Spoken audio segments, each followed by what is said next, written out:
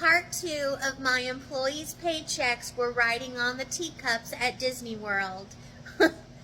So when my partner came back from his vacation, he came back and we met on a Tuesday. I decided that we needed to meet and catch up at a restaurant across the street so my employees would not hear the conversation we were about to have. Because my business partner really did not feel like anything was wrong, but I was ready to kill someone. And I knew now who I was dealing with. So we sit down, and my first question is, when am I going to get paid back for the money I had to take out of my own personal bank accounts to pay our employees the best I could? He looks me dead in my eyes and says, "Kayla, don't you know that in business, sometimes you have to reach into your own pocket to make things stay afloat?" Y'all, it took everything in me not to cut a you-know-what. I had to sit on my hands so I didn't start throwing them at him across the table.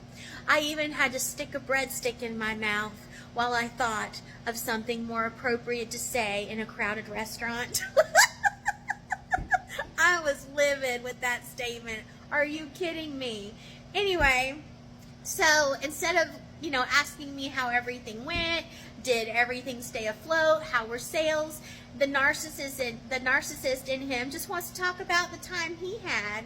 And he was like, "We had a wonderful time and we can't wait to go back." And after he shut up and I got a second to fit a word in there, I said, "Why did you take your and your wife's entire family to Disney World on the restaurant's dime?" He looks me again dead in my face as if I'm an idiot and says, "Kayla, do you not know Korean culture?" And I'm like, "No, I'm not Korean.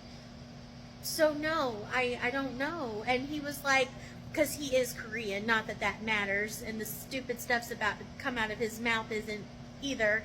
But he said, "Well, in Korean culture, Kayla, you take care of your entire family, or your entire immediate family, being your mother, your father, and any unmarried siblings.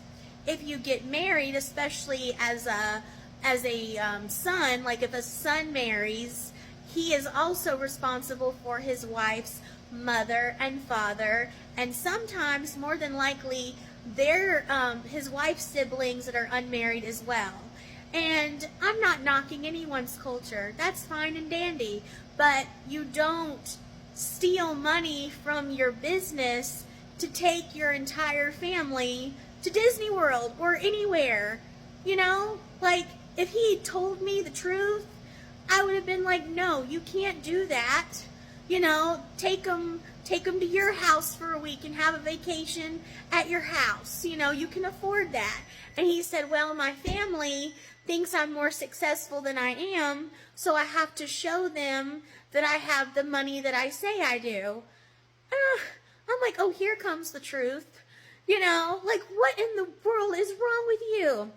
So then I really realized I was in a bad situation, and I had a bad business partner that was just truly an idiot. So I decided, after getting all this knowledge, this new knowledge, that I needed to look into our books.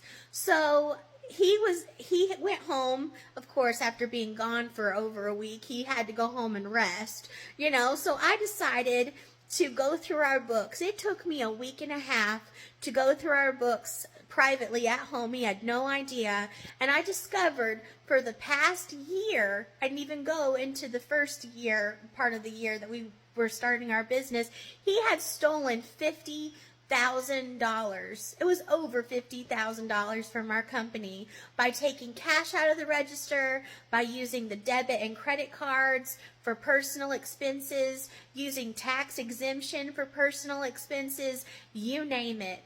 I knew I was on a sinking ship, and I didn't know when it was going to sink, but I had to get off. So I had to contact an attorney, and I will have that in another video.